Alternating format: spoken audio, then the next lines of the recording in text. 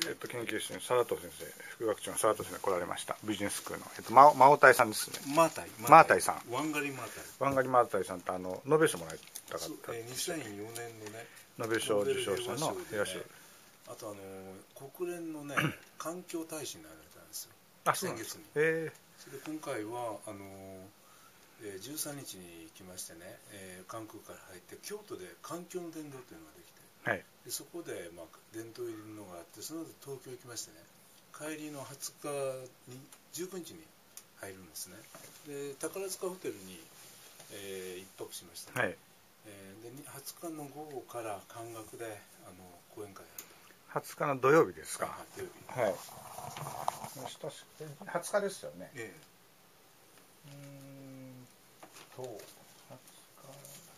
もう決定なんですね、それは。韓国の上ヶ原キャンパスですか、それは。上ヶ原です。上ヶ原で。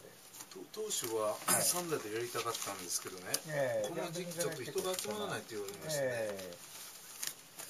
20日の土曜日大丈夫ですね、今のところ。はい。